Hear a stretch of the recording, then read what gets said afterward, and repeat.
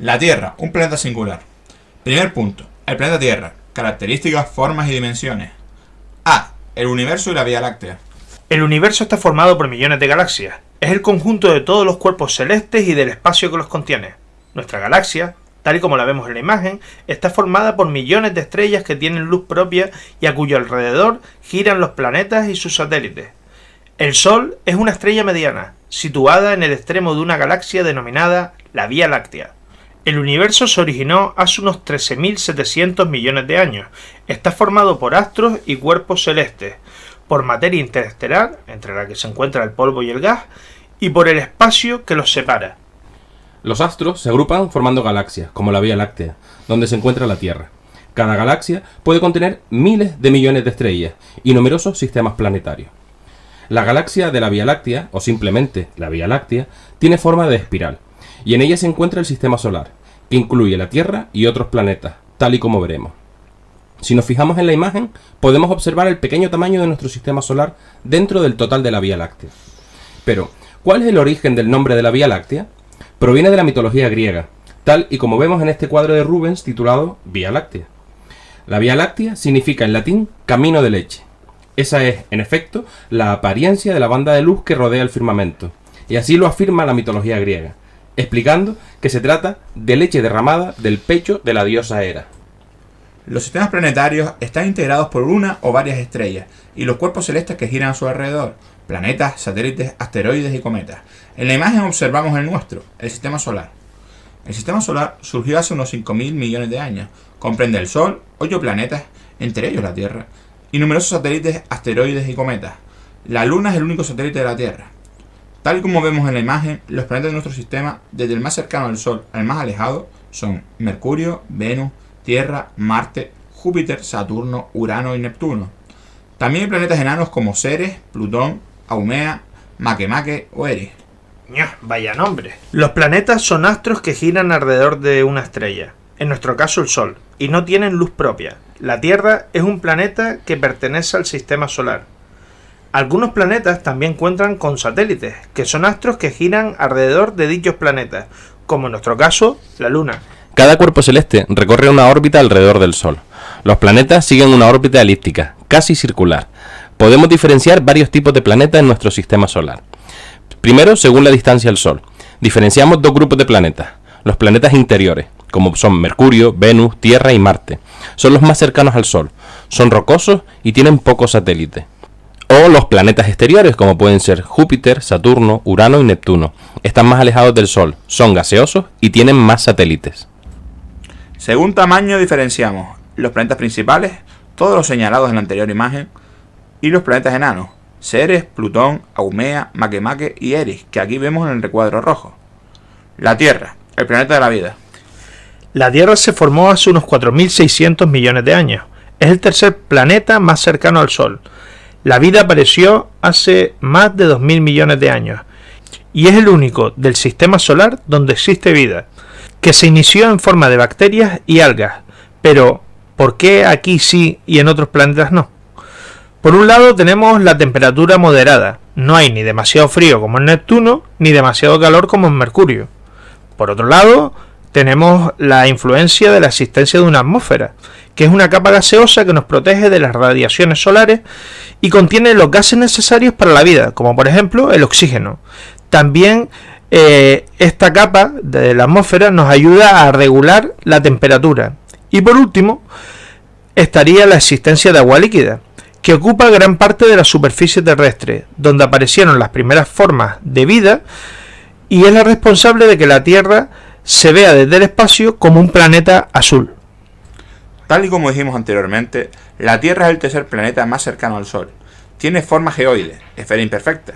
Está ligeramente achatada por los polos, si bien, como vemos en la imagen, parece bastante achatada.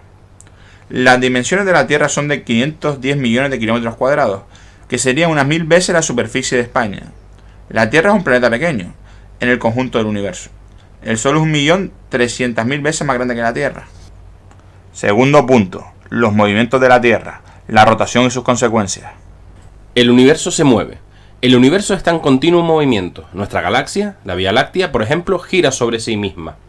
La Tierra tiene también dos movimientos, el de rotación y el de traslación. Si bien estos dos son los principales, hay otros movimientos que también realiza la Tierra. La rotación y sus consecuencias. La rotación es el movimiento que realiza la Tierra sobre sí misma, alrededor del eje de rotación imaginario que pasa por los polos. Tarda 24 horas en realizarse, y sus consecuencias son: primero, la sucesión de los días y las noches, que hace que las temperaturas de la Tierra no sean extremas y hacen posible la existencia de vida. Segundo, el movimiento aparente del Sol en el horizonte, saliendo por el este y poniéndose por el oeste. Tercero, los usos horarios. Cuarto, las mareas, que se ven influenciadas por la Luna. Quinto, el efecto de Coriolis, que se produce por el movimiento de la Tierra y que es responsable, junto con otros elementos, de las corrientes de aire a escala planetaria, entre otros aspectos. Muchas veces habremos escuchado que es responsable de que el agua de un grifo al salir por el desagüe gire en un sentido determinado, pero en este caso hay otros factores que influyen más. En cuanto a los usos horarios, el globo terráqueo se divide en 24 partes iguales, tantas como horas tiene el día, llamadas usos horarios, de 15 grados de amplitud. Los territorios que forman parte de una misma zona de estas tienen idéntica hora, la legal, la que indican nuestros relojes. El uso cero, que se corresponde con el meridiano de Greenwich, lugar cercano a Londres, determina la hora de los lugares del mundo. Representa la hora origen o GMT, Greenwich Meridian Time. El mapa muestra los meridianos centrales de los usos horarios. La traslación y sus consecuencias. La traslación es el movimiento que realiza la Tierra alrededor del Sol. Describe una órbita elíptica y emplea en recorrerla un año, es decir, 365 días, 6 horas y 9 minutos. Sus consecuencias son: primera, la sucesión de las estaciones y distinta duración del día y la noche. En primavera y otoño ocurren los equinoccios, momento del año en el que los días y las noches tienen la misma duración. Y en invierno y en verano los solsticios, momento del año en el que se produce el día más largo y la noche más corta, y viceversa. Segunda, la existencia de formas térmicas. Por esto se dan las estaciones, pues la inclinación altera la influencia más o menos directa de los rayos del Sol. Y tercera, los eclipses. Es el giro de la Tierra alrededor del Sol. Se efectúa de oeste a este y dura 365 días y 6 horas, es decir, un año. De cada año sobran 6 horas que se acumulan y cada 4 años hay un año bisiesto, 366 días, que tiene un día más en el mes de febrero. Aquí pueden ver algunos años bisiestos. La diferente inclinación en los diferentes momentos de la órbita del movimiento de traslación que da lugar a las estaciones y harán que mientras que en el hemisferio norte, HN, sea verano, en el hemisferio sur, HS, será invierno, o que mientras que en el hemisferio norte sea primavera, en el hemisferio sur sea otoño, y viceversa. En cambio, conforme nos acercamos al Ecuador, las diferencias estacionales serán menos marcadas, como nos ocurre en nuestro archipiélago.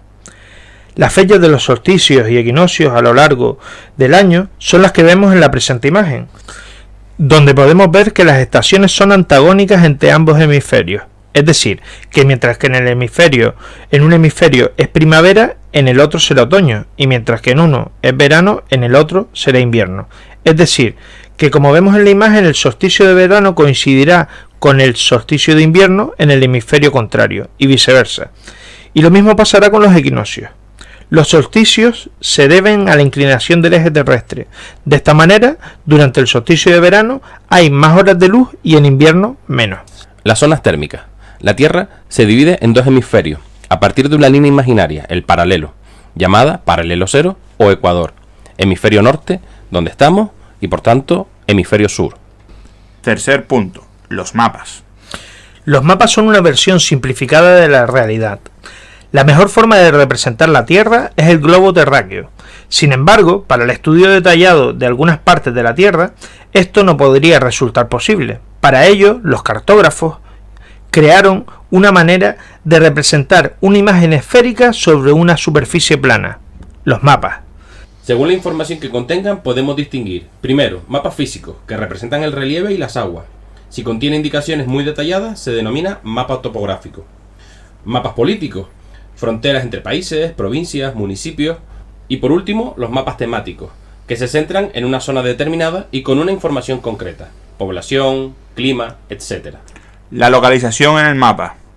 Para situarnos en un mapa utilizamos unas líneas imaginarias destinadas a localizar cualquier punto de la Tierra de forma exacta. Estas líneas se denominan paralelos y meridianos. Meridianos son líneas imaginarias trazadas de norte a sur, de polo a polo. Todos los meridianos tienen el mismo tamaño. El meridiano principal es el de Greenwich, también llamado meridiano cero. Los demás meridianos se cuentan respecto a él, y es el que divide la Tierra en dos hemisferios, occidental y oriental. Los paralelos son líneas imaginarias que rodean la Tierra de este a oeste y que son paralelas al ecuador, que es el paralelo cero y el más grande. El ecuador divide la Tierra en dos hemisferios, el norte y el sur. Existen otros paralelos importantes como el trópico de Cáncer y el trópico de Capricornio, el círculo polar ártico y el círculo polar antártico. Para localizar un punto en el planeta, en el mapa, usamos las coordenadas geográficas que son, primero, la latitud, que es la distancia entre cualquier punto del planeta y el ecuador. Puede ser tanto norte o sur.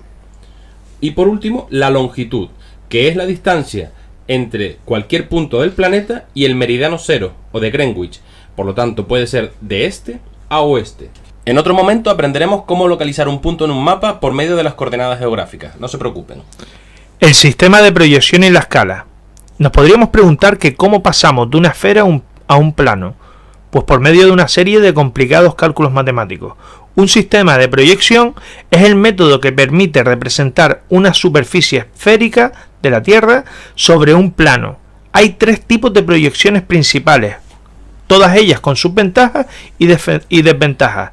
Son la cónica, la cilíndrica y la cenital o polar. Cilíndrica. Es el mejor sistema para representar la zona del ecuador y los trópicos, pero a medida que nos acercamos a los polos, la deformación de la Tierra es mayor. Dentro de esta destacan dos, la de Mercator y la de Peters. Permite ver todo el planeta. Cónica. Es la forma más utilizada para representar las zonas de latitudes templadas. Solo permite ver un hemisferio. Plana, cenital o azimutal. Es la forma más frecuente para representar las zonas polares o para mostrar un hemisferio completo. Muchas veces miramos los puntos en un mapa y no sabemos la distancia real entre ellos.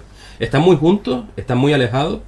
Imaginemos que vamos a decidir, partiendo de un mapa como este, dónde queremos quedarnos en un viaje al que vamos a visitar a un determinado parque de atracciones.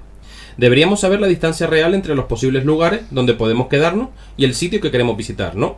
Pues para saber cuál es la distancia real entre esos dos puntos en el mapa, usamos la escala. Hay dos tipos. La escala numérica indica la proporción que hay entre el mapa y el territorio. Se indica con una fracción. Por ejemplo, la escala 1/1.000.000 nos dice que un centímetro del mapa es 1.000.000 de centímetros en la realidad, es decir, 10 kilómetros. La escala gráfica es una línea recta dividida en segmentos, que nos indica el tamaño real que corresponde a cada segmento. ¿Y dónde vemos todo esto en el mapa? Pues normalmente en la parte inferior derecha del mismo, si bien depende de cada caso que veamos. Ya acabamos, no vamos a explicar ahora cómo trabajar las escalas, ya lo haremos en otro apartado y realizaremos ejercicios.